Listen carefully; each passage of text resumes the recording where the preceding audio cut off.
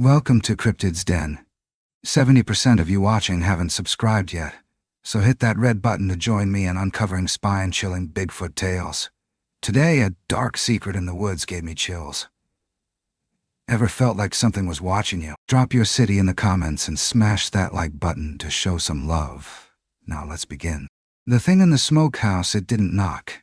It hoarded cigarettes, stole chickens, and fell through my damn ceiling. It started the night something coughed under the floorboards. You know that kind of cough? Wet, old. Like it came from a man who's been smoking since Vietnam. Problem was, there wasn't supposed to be anyone down there. Just my smokehouse. An old storm shelter we sealed years ago. That night, my dog Duke went ballistic. He clawed the floor, howled like the devil himself had crawled up from the dirt. My wife thought it was just raccoons. I thought it might have been a drifter, but then the smell. Stale tobacco, sour sweat, and something wild, something off. And that was before half my chickens vanished. I didn't believe in monsters. I believed in fences, cameras, and shotguns. Then the footage came in, blurry, grainy, like all those stories people laugh at on YouTube. But there it was, a hulking, hairy figure, taller than any man I'd ever seen, with a lit cigarette dangling from its mouth, sauntering into my coop like it owned the place. And that was still before it crashed through my roof and landed on our breakfast table. So if you're sitting there in your cozy city apartment, laughing at old rednecks talking about Bigfoot, that's fine. I did too, until I met him. And trust me, he's not what you think. Let me tell you how it really happened. The thing about Duke was, he always knew before I did. It was just past 5:30 in the morning, not even a hint of sun. And I was still half asleep, fumbling with the coffee pot when I heard it. His bark, that kind of bark that makes your chest go tight, the kind that says, something's wrong, and it ain't no squirrel. Not the bark of a bored dog or a fox prowling near the fence. This bark had a tremor to it, like his bones were vibrating under his skin. He was clawing at the floor near the old smokehouse hatch. I remember thinking, damn possums, and called him off. Didn't work. He kept going, pawing, whining, low growl rolling from his chest like a warning shot. The hatch door was bolted and hadn't been opened in years, not since I converted the shelter into a storage room. I'd sealed it, double-locked it, and tossed a freezer and an old mattress on top just to keep kids from town from snooping around when they got curious. There was no way anything big was down there. Still, Duke wouldn't quit. I figured maybe he caught a scent of something under the floorboards. Mouse, maybe a rabbit nesting. Not unusual out here. This is the kind of land where nature gets personal. But when he kept at it, scraping, circling, growling, I started to feel it too. That low, gnawing sense just under your ribs. The one that says you're not alone, even when you damn well know you should be. I told my wife it was nothing. She raised a brow, sipped her coffee like she knew I was full of it, and said, "Then, why is he looking at the floor like something's breathing under there?" I didn't have an answer. I shrugged. That's what men like me do when we're halfway scared, but still pretending to be in control. That night, Duke wouldn't go near the living room. He parked himself in front of the basement hatch and didn't move. Sat like a statue, his ears twitching, nose tilted down at the boards, growling at the air. We tried to lock him in the mudroom so we could sleep, but he barked all night long. Hoarse, anxious, pacing like he was protecting us from something he couldn't see, but damn sure could feel. By sunrise, both me and my wife looked like we'd aged 5 years. It was the third morning when I caught it too. The scent, just a wisp, faint as a ghost, but sharp as memory. Tobacco smoke, not fresh, not the kind you'd catch from a neighbor on their porch. No, this was old smoke, like someone had lit up in the dark and the scent had clung to the walls. I froze mid-step, standing right above the hatch. Duke was at my heel, dead still. I sniffed again. My wife walked over, asked what was wrong. I told her. She leaned in. Her face changed. "You've been smoking?" she asked. "Nope, Neither had she. Neither of us had for years. That's when I went down there, phone flashlight in one hand, 38 snub nose in the other. I lifted the hatch slowly, like maybe there really was a drifter squatting down there, or a raccoon family that learned to walk upright. But I opened it, just a few inches. That same smoke smell rushed up like it'd been trapped down there, waiting. The light didn't do much. It was all black, still, too still, and cold in a way that didn't make sense for me. I called out, half joking, "Anybody down there's got 5 seconds to speak before I start shooting." Silence. Then Duke growled, a long trembling one that started in his chest and ended in my spine. I shut the hatch. I locked it. I pushed the freezer back over it, and I told myself there was nothing down there. But that night, we heard it. A cough. Not a creak. Not a pipe settling. A full-bodied, phlegm-dragging cough that came from beneath our feet while we were watching Jeopardy. My wife looked at me like I'd failed her. Duke was already barking. And that's when I knew something was living down there. Not a raccoon. Not a person. Something else. Hooked yet? Because here's the part they never show you on TV. When I grabbed my shotgun and flung open the hatch a second time, I found nothing but dust, shadows, and a single smoldering cigarette butt. Still warm. I didn't call the cops. I should have. But I didn't. I just stood there in that tight, breathless dark, listening, trying to convince myself that I wasn't hearing slow, wheezing breaths echo back up the narrow stairs. That night I didn't sleep. Duke didn't either. And somewhere down there something was. By the fourth morning, the smell was no longer faint. It hit me right at the base of the stairs. Sharp, acrid, nostalgic in the worst way. Tobacco, not like someone lighting up on the porch or walking past with a lit Newport. This was the stale, musty kind that sinks into old upholstery. The kind that clings to ashtrays long after the flame's gone cold. The kind I hadn't let near this house since I quit nearly a decade ago. It wasn't just me anymore.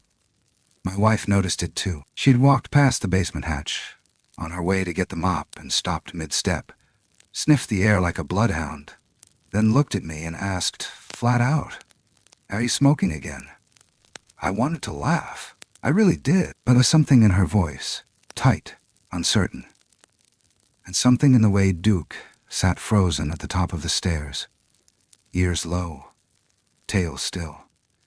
That made the laughter die in my throat. I said no. She nodded, but didn't believe me. I didn't blame her. Hell, I didn't believe myself. So I went back to that hatch. I waited until dusk. Don't ask me why. Maybe I didn't want to do it in the daylight. Maybe part of me hoped the smell would vanish by then. That'd just be another weird moment, like bad wiring or old mold. But when I stood over that hatch again, the smoke was stronger, like someone had just stubbed out a cigarette 5 minutes ago. And then I did something stupid. I opened it, not all the way, just enough to wedge my flashlight in and shine it down. The steps were steep, descending into what used to be a storm shelter back before the remodel. These days, it was more or less abandoned.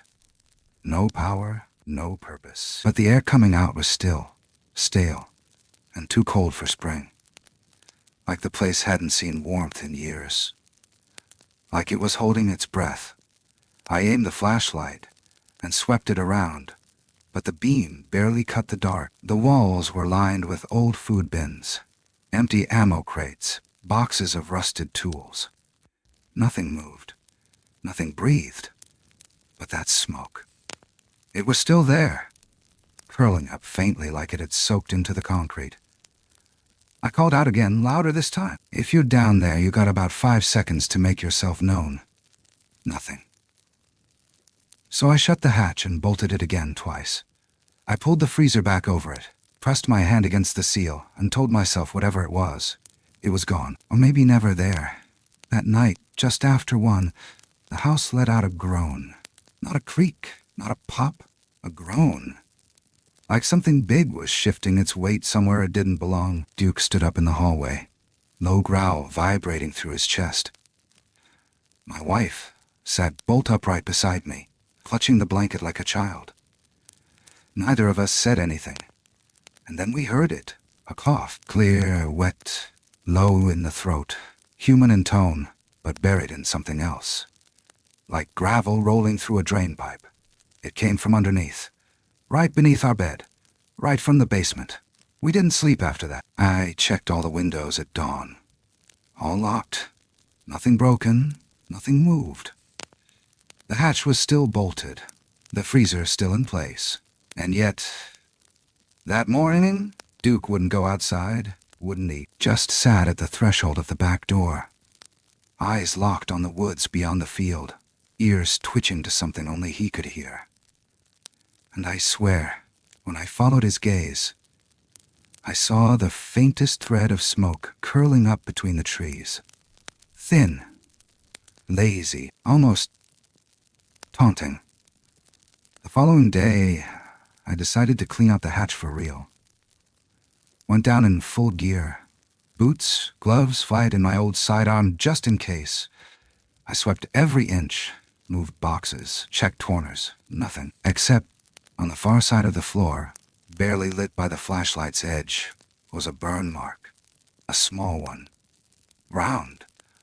Like something had been stubbed out there. Right beside it was a thin, bent cigarette. No pack. No lighter. Just that. Half-burned, lip-marked, and unmistakably fresh. Here's where the hook digs in. It wasn't mine. And I don't mean that metaphorically. I recognized the brand. That brand hadn't been sold in this county in 4 years. I remembered because it was the same one my father used to smoke, before his lungs quit, and he handed the habit down to his gravestone. And that cigarette? It had a bite mark on the filter. Not human. Too wide. Too uneven. Too wide. Like something with flat teeth and thick lips had chewed it once before setting it down with care. I picked it up with a tissue. Sealed it in a Ziploc bag like it was evidence from a crime scene. Brought it upstairs. Showed it to my wife. She looked at it. Looked at me. Didn't say a word. Just walked to the cabinet. Pulled out the bourbon and poured us both 2 fingers without asking. That night, I slept with the gun under my pillow. Duke refused to stay in the bedroom. He planted himself by the basement door again, tail wrapped around his legs like he was bracing for something. I stayed up watching the hallway until my eyes burned. Around 3:30 a.m., I thought I heard something shuffle across the hardwood. I thought I heard breathing. I thought maybe I was going mad. But when I finally got up to check, crept down the hall in my socks, shotgun tucked under one arm, I caught it. Just for a second, just at the end of the hallway, a shadow, taller than the door frame, too wide for any man. It turned its head slowly, like it knew I was there. And then it vanished, not behind a door, not around a corner, just gone. I stood there in the dark, heart hammering, the scent of old cigarettes curling up through the vent like a message from the deep. And that's when I started to understand. It wasn't living under the house. It was inside it, watching us, waiting. And it wasn't done. The morning it took the chickens was the first time I said the word monster out loud. I said it to the empty coop. Still half asleep, still in my boots and robe, still tasting stale bourbon on my tongue. I stared at the busted latch swinging in the breeze and whispered it. Monster, not bear, not coyote, not even one of those damn meth heads wandering in from the highway. This was something else. Something that didn't just kill. It took 5 chickens. Gone. No blood. No feathers. Just gone. Like someone had plucked them off the perch, tucked them under one arm, and walked away whistling. I opened the gate slow. Shotgun. Slung across my shoulder. Duke beside me. Tail down. Nose twitching like he was trying not to breathe. He didn't bark this time. He didn't make a sound. He just stood there, hackles up, staring at the prints in the dirt. They weren't right. Too long. Too wide. 3 distinct toes, thick, heavy, with a spread like a man's foot, but wrong. No boot, no tread, just raw, pressed earth that dipped deep enough to hold rainwater. I crouched down beside them, reached out without thinking, and laid my palm next to the print. My whole hand fit inside it like a kid's glove, bigger than I'd ever known, and I'd served with some giants. When I looked up, Duke was staring at me, not with fear, with the same expression he gives the vacuum cleaner. Mistrust, confusion, and a quiet kind of dread. I went inside and told my wife. She blinked once, twice, like maybe I'd spoken in tongues, then followed me back out, still in her slippers. When she saw the prints, she said nothing, just turned around and went back in to make coffee. That afternoon, I went to town, bought 2 cameras, motion activated, night vision, Wi-Fi connected. Told the guy at the hardware store I had a fox problem. He gave me a nod that said he didn't believe a damn word but wouldn't ask. I set the cameras up that evening, one facing the coop, the other facing the hatch. I even printed out a sign that said "Smile. You're on camera," just in case whatever this thing was could read. I didn't believe it could, but part of me hoped it could. That would at least make it someone. That night, the wind picked up around midnight. Not a storm, but enough to rattle the windows. My wife fell asleep on the couch. Duke curled up under her legs. I sat in the recliner, shotgun across my lap, watching the feed on my phone. Nothing. And then, something. 2:57 a.m., a blip, a flicker. The coop camera went black for a second, then buzzed back to life. At first, I thought it was a glitch. Maybe a bug flew in front of the sensor. But then I paused it, rewound, and there it was. Still frame. Grainy, but clear enough. A figure, slouched, thick, covered in shaggy hair from head to toe, standing just outside the fence line. One hand resting on the post, the other holding something small and white, a cigarette, lit. I watched the footage again, played it slow. At 3:01, the figure stepped into the coop like it knew exactly where to go. It didn't run, didn't rush. It moved like it'd done this before, walked straight in, reached into the corner, plucked 2 hens from their perch like they were loaves of bread, and turned. At 3:02, it looked up. Not at the chickens, at the camera. And here's the part that'll stick with me long after the nightmares run dry. It smiled. Not wide, not maniacal. Just a small, knowing curve at the corner of its mouth. Like it was in on the joke. Then it walked away. I was out the door before I even realized I'd stood up, grabbed the shotgun, flicked on the porch light, and ran. The grass was slick, the air thick with that goddamn smoke again. I circled the coop. No prints, no feathers, nothing but that camera's little red eye blinking like a dying star. I stood there in the dark, heart punching my ribs, finger on the trigger, waiting, listening. And then from somewhere deep in the woods, I heard it. Soft, low, half a chuckle, half a cough. Duke started howling inside. That was the first time I truly felt hunted. The next morning, I scrolled through every frame, tried to convince myself it was a guy in a suit, someone screwing with me. But no man moves like that. No man has shoulders that wide, arms that long, feet that deep. And no man stares into a camera with eyes like that. Flat, dark, oh. I didn't show the footage to my wife. Not yet. I needed more. So I set out bait, raw meat, a pack of cigarettes. Left them by the coop in a Tupperware, sealed, with a tiny hole poked through the lid. Then I angled the camera tighter. Night. The wind didn't blow. The air hung heavy. Even the frogs shut up early. My phone buzzed just once, around 3:09 a.m. The footage, gone, deleted. Wiped clean. Just one frame left behind. My Tupperware, empty, and a perfect greasy fingerprint on the lens. 3 thick ridges, too long, too wide, and smudged with ash.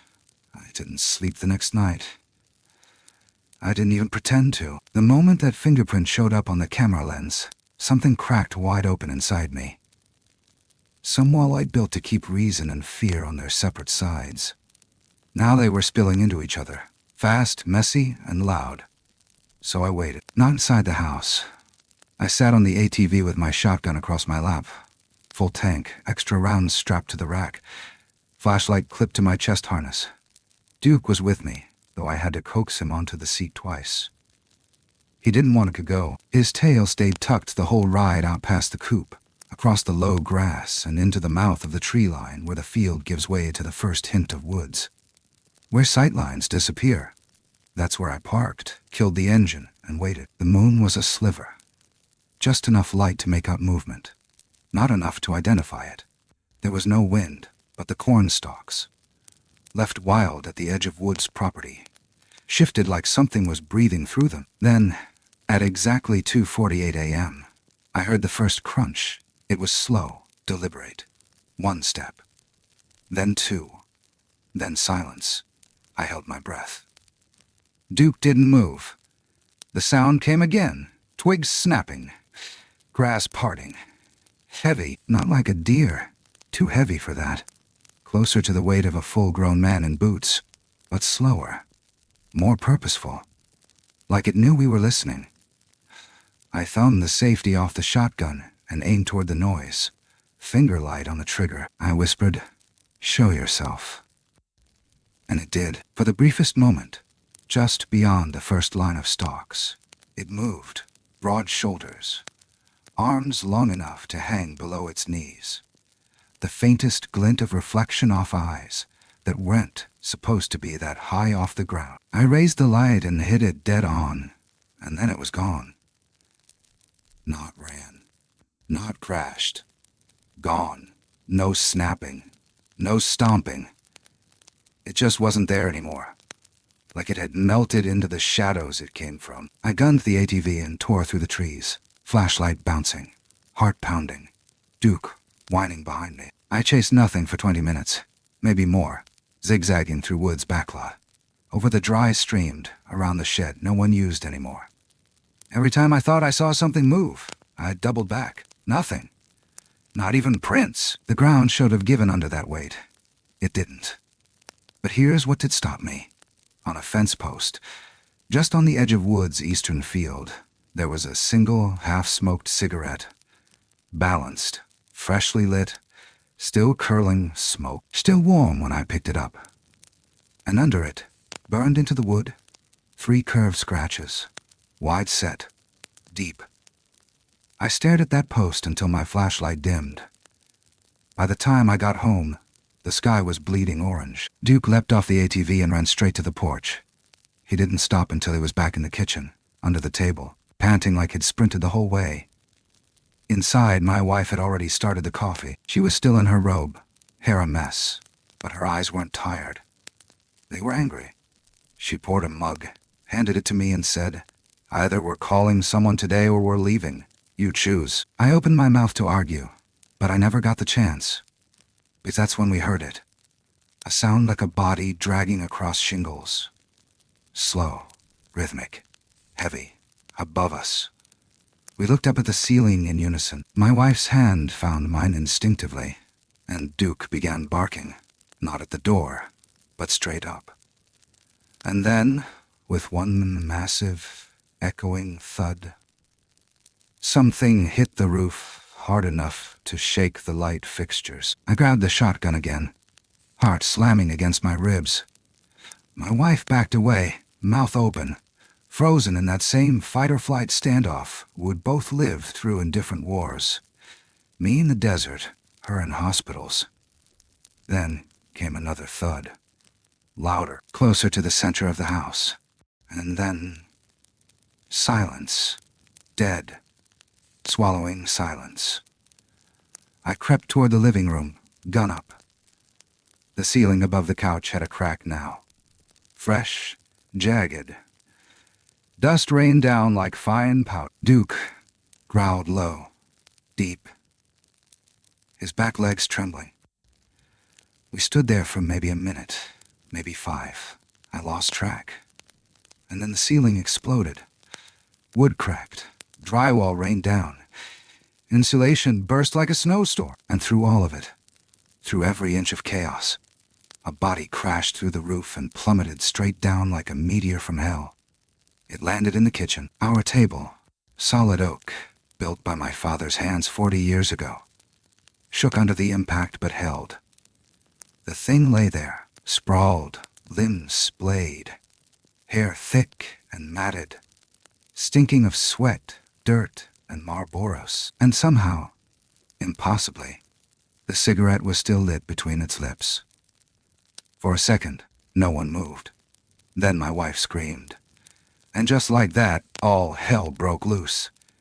She grabbed the nearest thing, her fork, and stabbed the thing in the shoulder. It roared. Not a scream, a roar. Like every wolf and grizzly and nightmare you ever had combined into one sound, meant to paralyze your soul. It lunged up, hit the cabinets, stumbled backward through the hallway like it didn't even recognize where it was, and burst through the back door in a crash of wood and metal that left the hinges swinging. We didn't chase it. We didn't speak. We just stood there in the aftermath. Glass on the floor, light flickering above, Duke whimpering behind the fridge. And tried to breathe. Later, I'd figure out it must have been on the roof all night, that the rot in the attic had given way under its weight, that the impact alone should have killed a normal man. But this wasn't a man. This was something else. And now, it knew where we lived. The thing about a roof is, you never expect it to betray you. Floors can creak, windows can shatter, doors can be kicked in, but your roof is the last place you expect a monster to come through. Which is probably why I didn't move when it happened. I didn't duck. I didn't shout. I just stood there like an idiot. Shotgun dangling in my grip, watching as 300 pounds of fur, stench, and smoke crashed down through years of wood and insulation, like God had dropped a tree through our house on purpose. The ceiling ripped open in chunks. The rafters splintered. Plaster dust filled the air. And in the middle of that chaos, the creature landed, knees buckled, arms sprawled, right in the middle of our kitchen table. Our damn table. Solid oak, family made, bloodline American. And somehow it held. There it was, the thing that had stolen our chickens, the thing that smoked under our floor, the thing that left prints too wide and coughed like an old man dying under the earth. It just lay there, sprawled out, dazed, blinking up at the kitchen light like it didn't know where it was, or maybe didn't care. Its fur was slick with sweat and soot. Its breath hitched in ragged pulls, like each inhale was a struggle. But the most impossible detail, the cigarette was still in its mouth. And, yes, still lit, a thin wisp of smoke curling toward the ruined ceiling. My wife didn't scream right away. None of us did. It was like the room got stunned. Time didn't stop. It just forgot how to move. I remember the sound of the refrigerator humming. I remember the drip of something wet falling from its fur to the tile. I remember Duke, pressed flat against the baseboard, not making a sound. Not a growl, not a whine. Just eyes locked forward like a soldier under fire. And then she moved, not backward, not out of fear. She stepped forward and stabbed it with a goddamn fork. She didn't even look down to grab it. Her hand just shot out, grabbed the nearest thing from the counter and jammed it into the creature's shoulder like she'd trained for it. The tine sank in with a wet, ugly crunch. The thing jolted upright, let out a bellow that shook the glass in the cabinets, and backhanded the chair beside it clean across the room. That scream! It wasn't human. It wasn't animal, either. It was both. Worse, older, like something remembering pain it never been taught how to name. My ears rang. My chest tightened. For one raw second, I thought it was going to kill us. But it didn't. It staggered back, one arm flailing, the other yanking the fork from its shoulder with a snarl. Blood, not red, but thick and dark, almost black, splattered the floor. It glanced at us just for a second, and I swear to God, there was hurt in its eyes. Not rage, not revenge. Just that look a dog gives when it doesn't understand why it got kicked. Then it bolted, right through the kitchen door. Took it clean off the hinges, smashed through the screen porch like paper, vanished into the trees. I stood there, gun still useless in my hands, as the wind blew in through the open doorway. The room smelled like wet fur and ash. My wife leaned on the sink, one hand shaking so bad she had to grip the faucet to stay upright. Duke let out a soft whimper, crept forward, and laid his head on her foot like he was apologizing for everything. We didn't speak for a long time. Maybe an hour, maybe 5 minutes.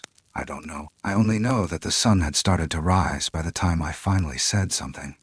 I think it was, "What the hell just happened?" But I can't be sure. Later, when we stepped outside to inspect the damage, we found the door 20 feet into the yard. The screen was in shreds. There was a single print in the mud. Deep, wide, pressed down so hard the grass inside had turned to soup. And near it, a cigarette butt. Still warm. Still smoking. I called no one. Not yet. What was I gonna say? That Bigfoot dropped in for breakfast, and we sent him packing with a kitchen fork? That something not human had crashed through the roof and bled on my table. Insurance wouldn't cover it. Cops wouldn't believe it. And the worst part, deep down, in a place I didn't want to admit existed, I knew it wasn't over. This wasn't a one-time thing. This wasn't a fluke. This wasn't a storm or a wild animal or some junkie in a suit. This thing had been watching us, learning us, testing the boundaries. And tonight, it had crossed them. The roof could be patched. The door could be fixed. But something had changed inside the walls of this house. Something fundamental. We weren't homeowners anymore. We were occupants of a territory that didn't fully belong to us. And now, I couldn't help but wonder. How long had we been sharing it without knowing? By the time the sheriff's cruiser pulled into the driveway, the kitchen floor was already covered in trash bags, broken glass, and half-swept insulation. My wife stood in the corner of the porch with her arms crossed like she was guarding something sacred, while I sat on the bottom step with my hands coated in plaster dust, trying to remember how to breathe like a normal person. 2 deputies stepped out, new guys, both of them young, one with acne still hanging on around the chin line. They looked at the hole in the roof, the shattered door, the trail of muddy footprints leading straight through our kitchen and out into the yard. And then they looked at me.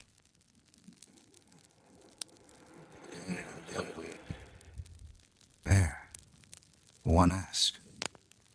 I didn't answer. He turned to the other and smirked. Black bear, maybe.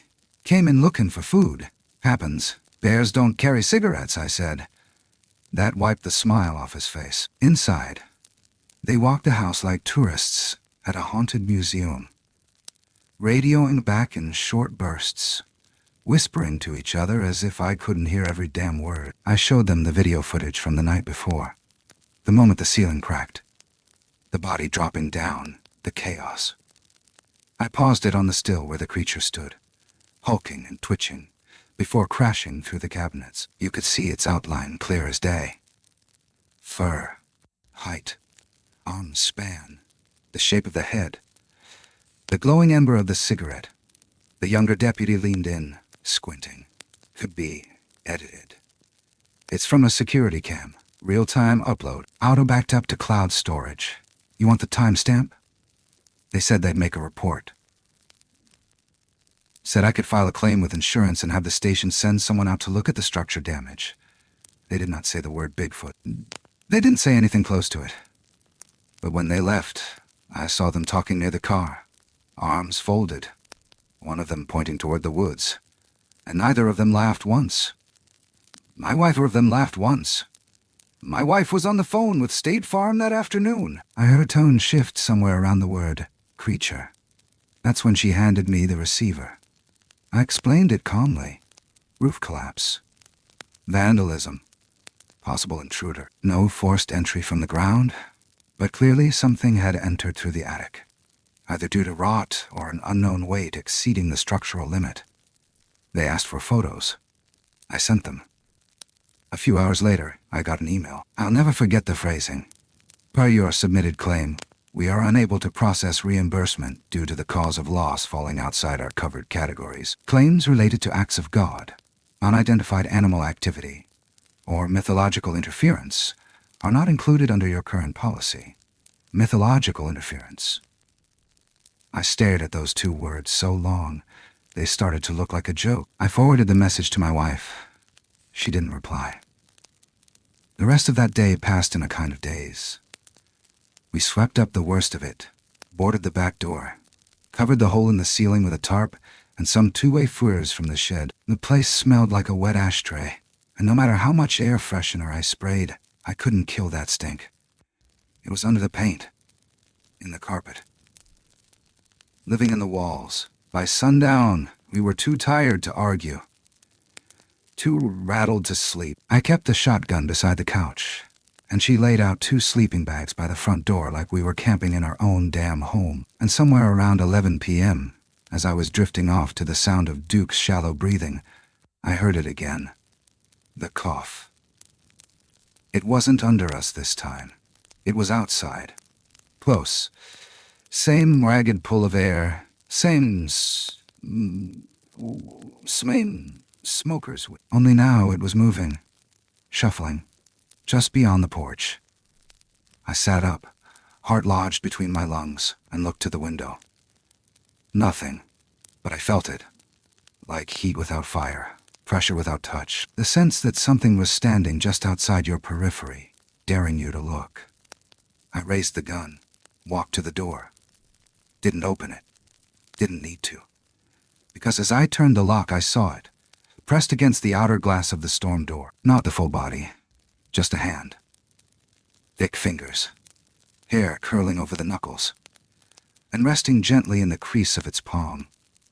A crumpled cigarette pack. Not empty, just one left, and written across the torn paper in what looked like grease-smudged charcoal, 3 barely legible letters. And Sam Coy. I didn't sleep after that. Neither did my wife. By morning, I'd packed what we could into the truck. The house smelled like fear, and worse. It felt like it missed him, like whatever had come through the ceiling hadn't just invaded, it had belonged. We didn't go far, just a few hundred yards down to the Woods place. Our neighbor, retired farmer. 80 of his a day. I figured we'd stay a night or two while we figured things out. But when I told him what happened, when I said something broke through our roof, and I think it's been living under the house, and finally, it left me a cigarette. He didn't ask a single damn question. He just looked at me, quiet for a long while. And then, soft as dust falling on dirt, he said, I was wondering when he'd turn up again. I stared at him for a full 10 seconds, waiting for the punchline. Nothing. No grin. No sideways smirk. Just that same weathered look he always wore, like the land had carved itself into the lines of his face, and forgot to ask permission. He sipped his coffee slow, with 2 hands, and looked out across the field, like it was telling him something I couldn't hear. I thought he'd moved on. Woods finally said. He said it so soft I almost missed it. Not it. I opened my mouth, closed it, then said, You knew. You've seen it. I've housed it, he said. Like that cleared everything up. Then he got up, said he had something to show me. We stepped out to the far end of his property, past the shed, past the rotted fence where the corn once grew, to an old storage barn with one window blacked out and a new lock on the inside. He popped it open with a rusted key. The door creaked, dust rolled out like smoke, and he pointed to a far corner where an old mattress was still flattened against the plywood floor. He slept here, off and on. For about a year. I didn't know what to say, so I didn't. Woods walked slowly, tapping the ground with his cane like it might bite back. Found him during the storm 2 summers ago. Thought he was a man at first. Looked like one. Just bigger, stranger. He didn't talk much, hardly at all, but he wasn't wild. Not then. Not really. He sat on an upturned bucket and rubbed his jaw. Said one word when I offered him a seat. Smoke. That's it. Reached right out and took the pack like it was his birthright. Sat right here, just smoked and stared at the wall. Didn't touch the food I brought till I left the room. Didn't like light. Wouldn't come in if the door was open too wide. And you let him stay. Woods gave me a look that said you've seen him too, haven't you? I figured he needed shelter. And I don't like the idea of anything sleeping wet in the woods. He never caused trouble. Not really. Took scraps. Like canned peaches. Wouldn't let me patch the roof, though. Said he liked the wind. There was a moment of silence. Then he added, almost as an afterthought, I think his mama came by once. My stomach dropped. What? Was taller, meaner. Hit him upside the head with a branch. Not hard. Just enough to make him flinch. She was yelling, but it wasn't English. Sounded like rocks grinding. And he just sat there. Didn't fight back. Just slower. I tried to imagine it. Something even bigger than what had come through our roof. Something with the authority to discipline that kind of weight. My brain refused the picture. He started acting different after that. Woods continued. Came around less. Took things without asking. Once, I found a whole crate of peaches gone. Another time, he left me a bird skull on the porch. Thought maybe he was trying to trade, but he trailed off. Eyes narrowing, voice dipping low. Then one night, I caught him dragging my lawnmower down the hill. Smoking the whole time like it was just Tuesday. That's when I said enough. You told him to leave. Woods nodded. Didn't yell. Just told him I needed my space back. He stood there a minute, lit a cigarette, took one long drag, then left. Took my lighter with him. The silence between us stretched so long, I could hear the wind moving through the barn slats. And then, in a voice dry as bark, Woods said something that'll sit with me the rest of my life. He didn't come from nowhere, son. That thing has roots and feelings and rules. But the minute you treat it like a man, he'll start acting like one. And that's when you've got a problem. Hook, buried like a blade. Because suddenly it wasn't about a creature in the woods anymore. It was about something we'd invited in, a presence that had learned just enough humanity to stop fearing us, but not enough to understand us. I thought back to the look in its eyes, the way it had stared at the camera, the cigarette it left behind, the words scrawled on the pack.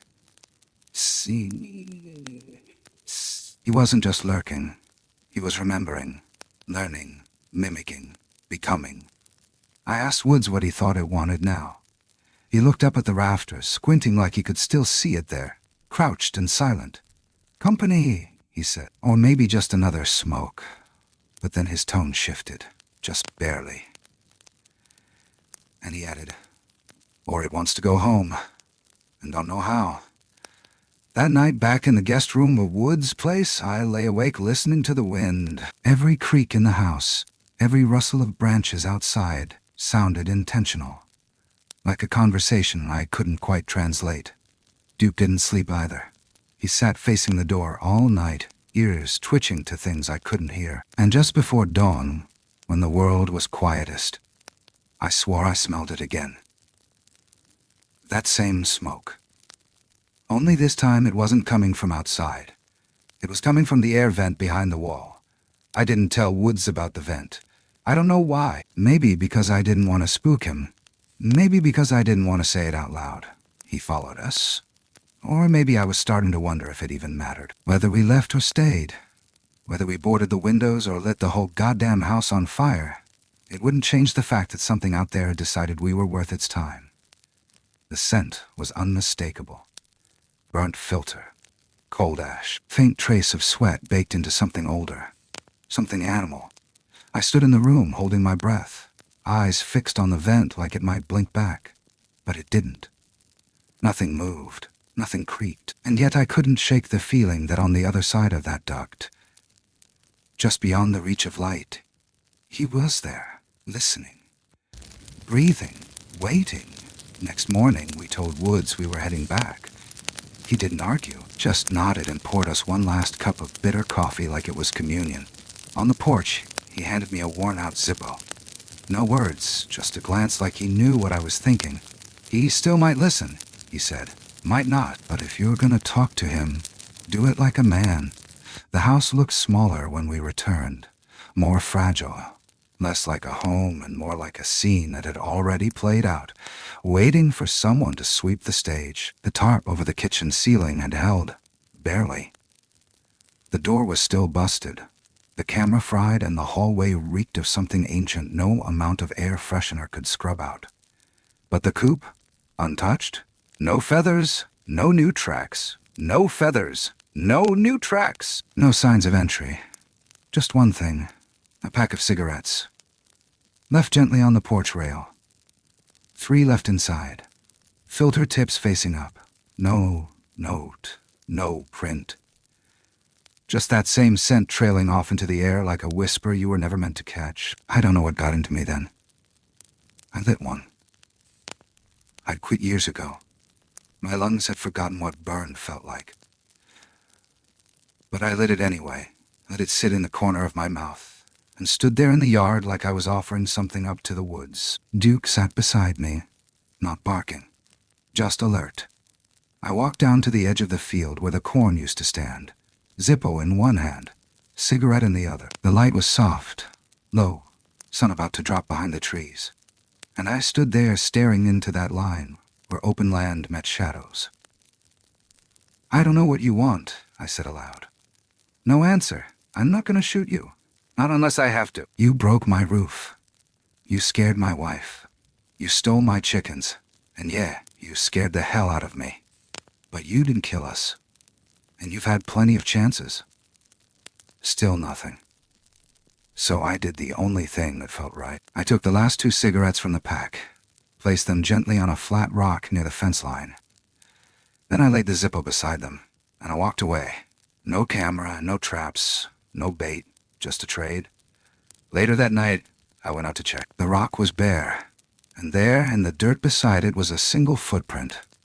Wide, deep, clean.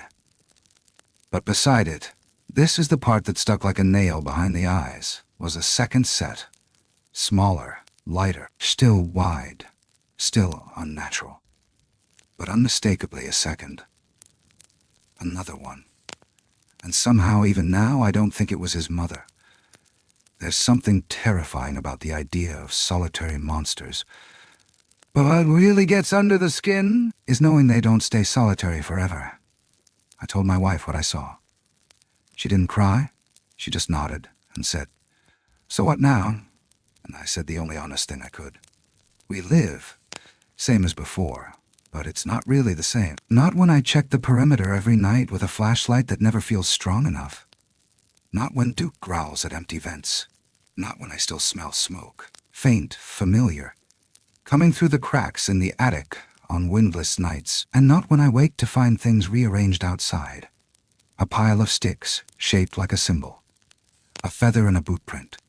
A cigarette, burned to the filter, left standing upright on the porch rail like a candle. No note, no threat, just a reminder that somewhere out there in the dark, just beyond the reach of our fences and flashlights, they're watching, maybe waiting, or maybe, just maybe they're hoping we'll leave the light on. There are stories we tell to scare each other.